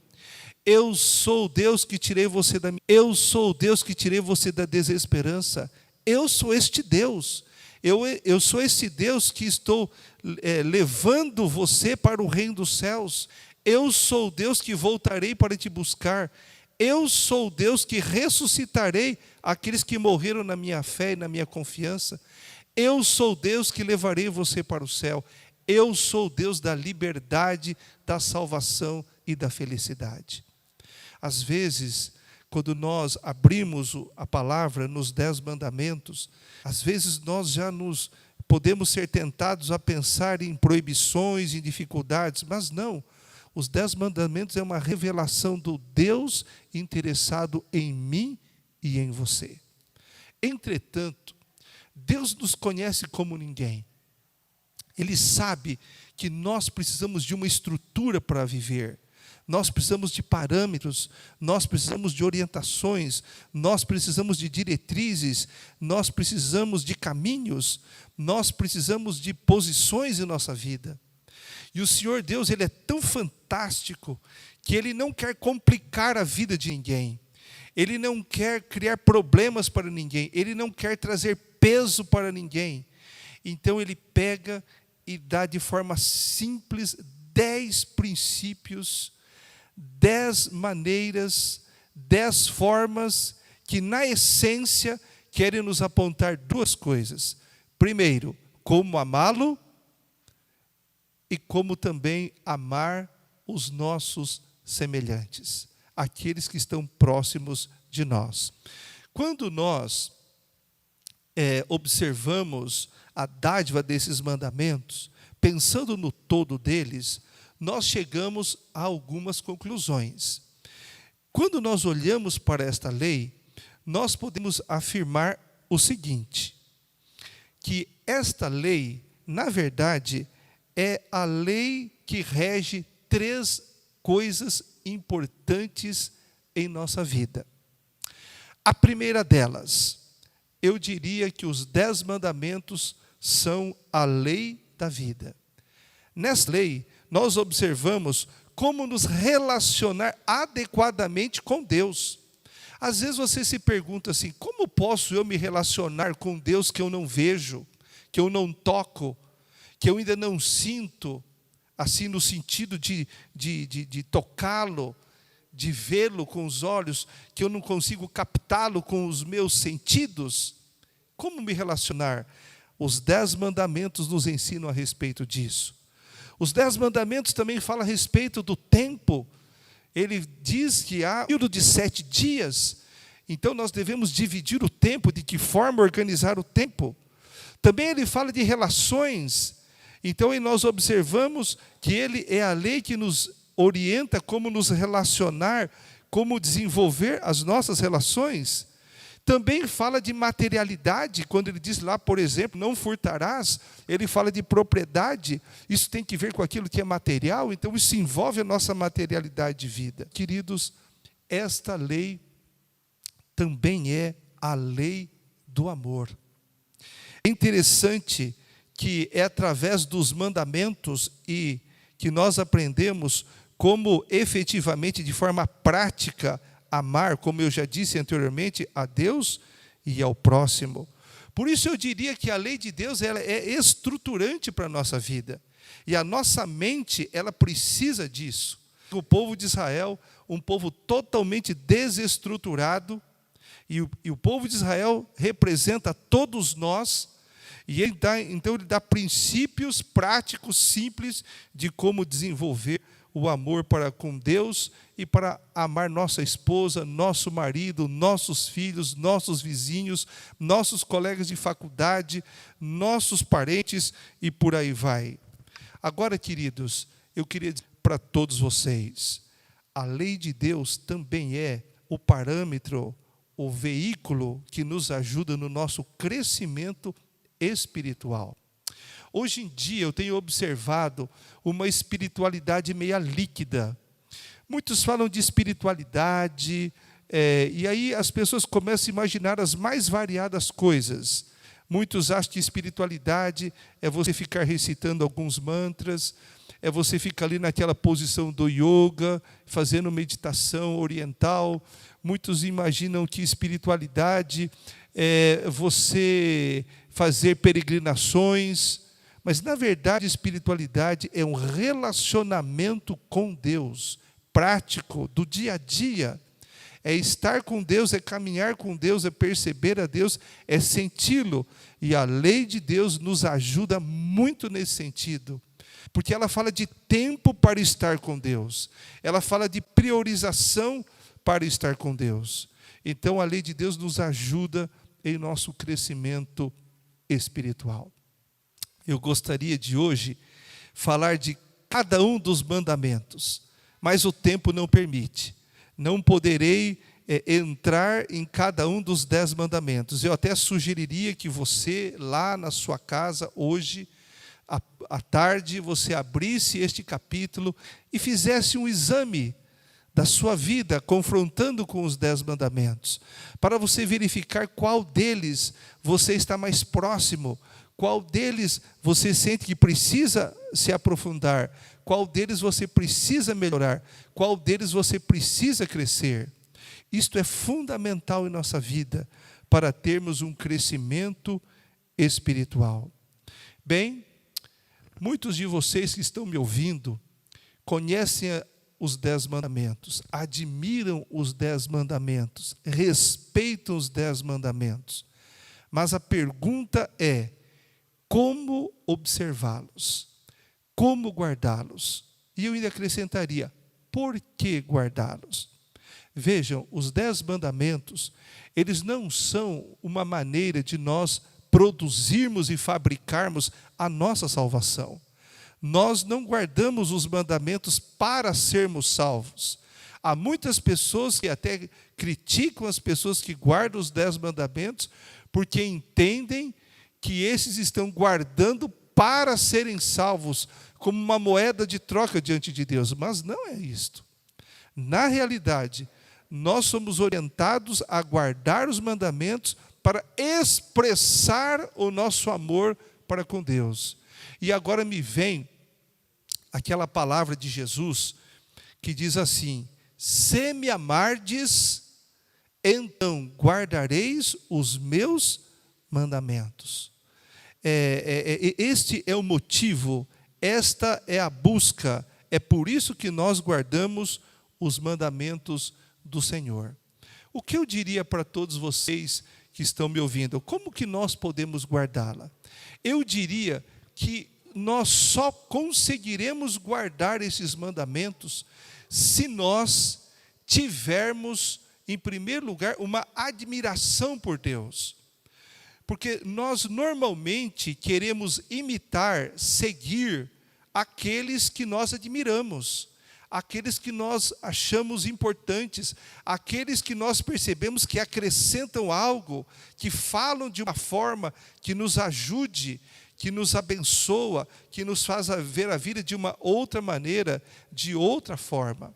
Então, queridos, nós somos instados a estar com Deus e contemplá-lo pela Bíblia, porque quando nós o contemplamos, e hoje nós estudamos para compreender melhor as Escrituras, quando isso ocorre, nós começamos a admirar a Deus, ver a sua formosura, sua bondade, seu plano fantástico, suas ações na história. E quando isso tem lugar, por esta admiração nós somos atraídos a Ele e verificamos que aquilo que Ele escreveu, aquilo que Ele deixou é bom para nós. E então isso brota no nosso coração, esse sentimento de querer servi-lo e guardar os seus mandamentos. Uma segunda forma, ou uma segunda maneira de nós guardarmos os mandamentos é quando nós colocamos a nossa vontade à disposição de Deus. Mas você percebe que dentro de nós, a nossa vontade é fluida.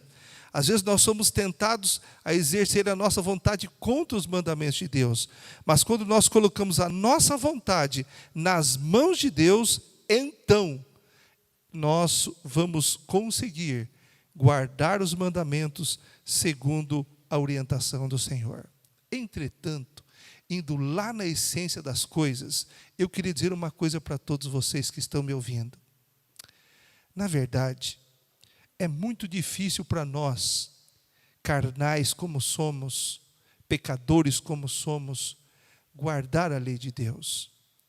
Mas, meus queridos, Paulo, o apóstolo de Jesus, ele falou: tudo posso naquele que me fortalece. Nós só guardaremos esses mandamentos quando Jesus Cristo estiver entronizado no nosso coração.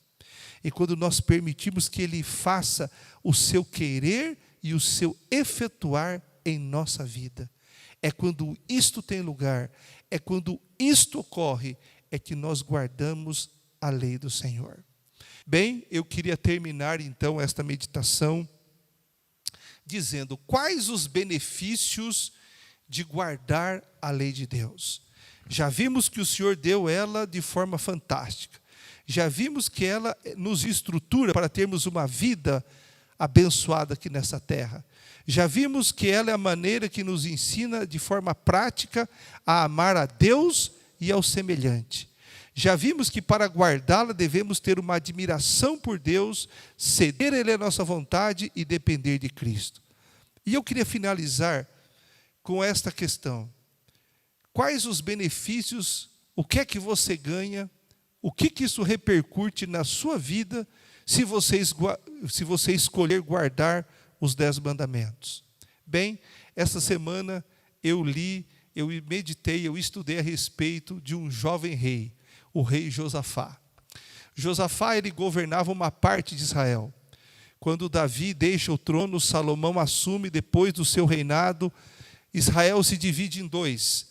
Ficou lá um grupo na capital de Samaria, de 10 tribos, e outro grupo de 2 tribos lá na capital de Jerusalém. Era uma época em que Elias era contemporâneo. Nós observamos que Acabe, ele era o rei lá, que tinha sua capital em Samaria. E Josafá estava em Jerusalém. O que eu acho interessante é que Josafá, na sua juventude, encontrou o reinado, encontrou as pessoas uma situação muito favorável à desobediência. As pessoas estavam adorando outros deuses, havia um sincretismo religioso, havia muitas paixões, mas Josafá escolheu. Aí eu valorizo a importância da escolha, da entrega, da decisão. Ele escolheu conhecer a Deus e servi-lo. E quando isso teve lugar, ele começou a examinar os livros que haviam naquela época. E quando ele se deparou com os 10 mandamentos, ele fez desses mandamentos o norte da sua vida. Ele se balizava as suas escolhas, as suas decisões em torno dos 10 mandamentos. E o que começou a acontecer? Deus lhe deu sabedoria e ele começou a reconstruir os muros das cidades, ele começou a fazer cidades fortificadas, ele começou a ensinar o povo a respeito da lei de Deus, ele restabelece o templo, ele produz um grande reavivamento espiritual, ele leva as pessoas a examinar esses mandamentos, ele motiva as pessoas a adorar a Deus. E o que foi o resultado de tudo isso? Ele percebeu algumas coisas. Primeiro, no seu reinado começou a haver prosperidade material. As colheitas começaram a melhorar, os rebanhos a se multiplicar. Ele percebe que a mão de Deus estava com o seu povo. Mas não apenas isso. Ele começou a notar, e o povo de Israel também começou a perceber, que os relacionamentos começaram a melhorar. Havia mais agora respeito entre marido e esposa. Começou a haver mais agora compreensão entre as pessoas. Os vizinhos se compreendiam melhor. As pessoas se entendiam melhor. Sabe, queridos irmãos, quase todos os problemas de relacionamento, quase todas as dificuldades, intrigas, são resultado em maior ou menor grau da quebra desses mandamentos. Então o povo começou a ser abençoado, o povo começou a ser feliz, as pessoas começavam a sentir avalimentos. Hoje nós estamos observando uma sociedade triste, deprimida, uma sociedade complicada, uma sociedade que não se entende, muitos conflitos, muitas intrigas, muitas discussões, o espírito da guerra se instala, as doenças campeiam por aí. Por que, queridos? Por que o mundo está desta forma? Por que as pessoas estão mal? Por que talvez você esteja mal? É porque as pessoas estão se distanciando da santa lei do Senhor. A lei de Deus, ela é boa, já diz o salmista, e ela refrigera e ela restaura a alma. Pois bem, mas nem tudo são flores. Josafá, a despeito de buscar a Deus, de guardar os mandamentos, ele se sentiu ameaçado. Na sua época, nações vizinhas que tinham inveja no coração, os moabitas, os amonitas, um povo idólatra, eles se organizaram para agora invadir, para roubar, para saquear o povo de Deus. Josafá, por ter esta comunhão, este momento de aliança com Deus, pela observância dos mandamentos e pelo amor e temor que ele tinha para com Deus, ele convoca um jejum espiritual. Ele chama agora a nação para junto de Deus. Nem nas suas cidades muradas, nem nas suas lanças, nem nas suas armas, mas ele confia em Deus. Porque os mandamentos do Senhor, quando guardados, eles nos levam de maneira prática, concreta, a confiar neste grande Deus. Porque aqui no livro de Êxodo que nós lemos, diz assim, olha, então falou Deus todas estas palavras, eu sou o Senhor teu Deus, que tirei da terra do Egito. Quando Josafá lia essas palavras, ele imaginava assim, se Deus livrou o povo de Deus no passado, ele vai nos livrar agora também. E foi exatamente, amados, isso que aconteceu. Deus operou um grande livramento em favor do seu povo, porque o seu povo estava vivendo a sua aliança. Meu amado irmão, eu queria fazer um apelo para você. O mesmo Deus que guiou Israel saindo do Egito, foi o mesmo Deus que socorreu Josafá na hora da sua dificuldade. É o mesmo Deus que esteve com os primeiros cristãos quando foram perseguidos. É o mesmo Deus que ao longo da Idade Média esteve com os mártires quando deram a sua vida em prol da verdade. É o mesmo Deus que produziu grande avivamento do movimento adventista, convidando um povo para se preparar para o reino dos céus. Será o mesmo Deus que vai nos guiar através dessa pandemia, onde nós estamos atemorizados, um pouco inseguros, um pouco preocupados. Será o mesmo Deus que vai nos guiar quando os últimos acontecimentos tiverem lugar, quando as pragas estiverem caindo, quando os cataclismos, os terremotos, as adversidades estiverem acontecendo. É o mesmo Deus do passado, do presente e do futuro que estará guiando a cada um de nós. E é interessante que as profecias dizem que em dado momento, quando nós já estivermos perto do fim e tiver esta grande confusão, Deus vai manifestar no firmamento o aparecimento da sua santa lei. E ali as pessoas verão esses mandamentos, a beleza deles. Mas para alguns, este momento será tarde demais. Por isso, meus amados, quando eu conclamo vocês a guardar os mandamentos, sabe o que eu estou dizendo? Eu estou fazendo um convite para você amar profundamente a Deus. Porque os 4 primeiros mandamentos nos ensinam isso. Porque aqueles que amam a Deus são amados por Ele. Ainda que morrermos, seremos ressuscitados. Então eu estou convidando você para amar a Deus. Todo o seu coração, de toda a sua alma, de todo o seu entendimento. Porque é isso que vai fazer toda a diferença em nossa vida. E em segundo lugar, eu estou convidando você, meu querido, a deixar a sua vida, muitas vezes marcada pelo egoísmo, pela indiferença, a amar aquele que está perto de você, o seu esposo, a sua esposa, os seus filhos, os irmãos da igreja, os seus vizinhos, os seus familiares, a perdoar, a ter grandeza de vida. Eu estou chamando você para amar. Se amardes a Deus, você guardará os seus mandamentos. Eu quero nesta manhã me colocar nas mãos de Deus. Eu sinto que eu sozinho guardar esta lei, mas eu sei que se Jesus estiver no meu coração, Ele vai me abençoar, Ele vai me dar estímulo, desejo, poder, força para que eu faça isso. E eu queria convidar você que está me assistindo aí na sua casa, que você também fizesse uma decisão hoje e dissesse assim: eu e a minha casa serviremos ao Senhor. Eu quero guardar os 10 mandamentos pelo poder de Deus. Tudo posso naquele que me fortalece. Cristo me dará forças.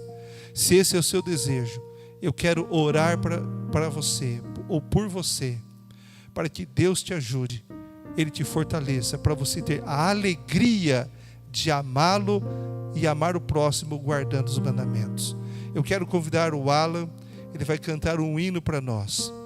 Enquanto você escuta este hino, eu queria convidar você para que fizesse uma decisão ao lado de Jesus, uma decisão ao lado do Senhor, e dissesse assim: Senhor, ajuda-me a guardar a tua santa lei, e que isso seja uma verdade na sua vida. Que Deus te abençoe. E após este hino, eu quero orar para que o Espírito Santo de Deus venha e te abençoe com fé e poder para você guardar esta lei maravilhosa. Que Deus te abençoe.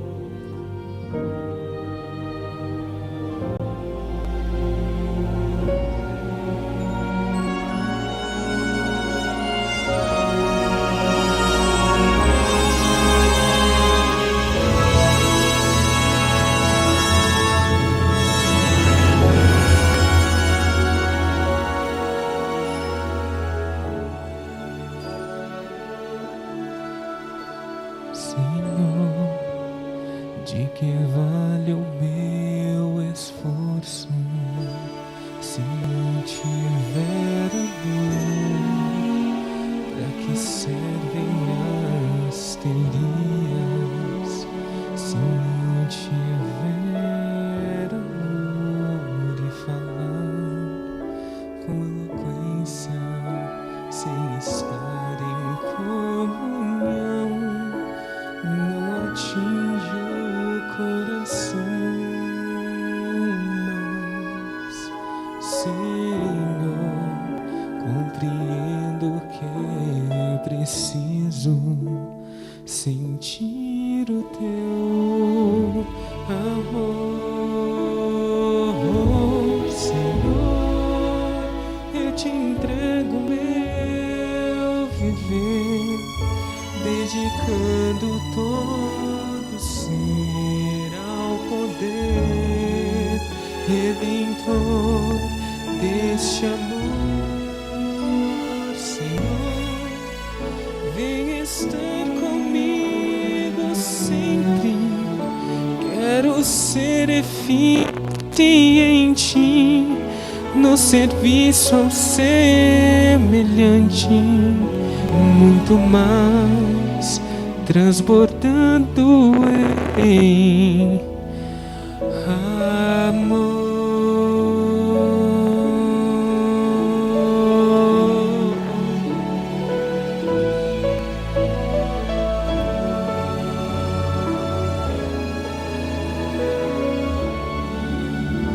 Senhor, quero dar meu testemunho, vivida em teu amor, auxiliar em aflito, servindo por amor, inspirar no teu exemplo muita gente sem amor que precisa ver a luz de Jesus.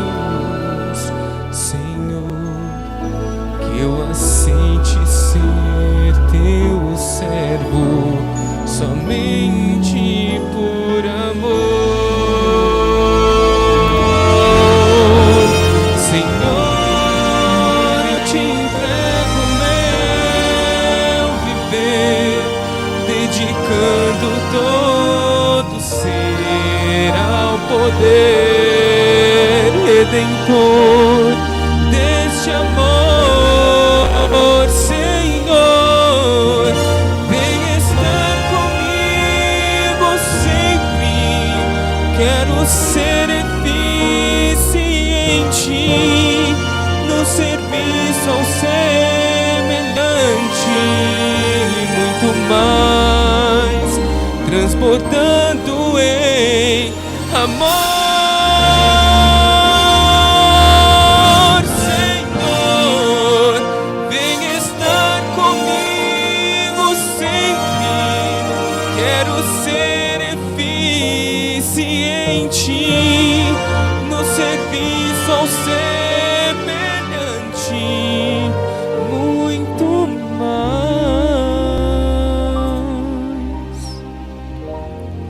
transbordando em amor.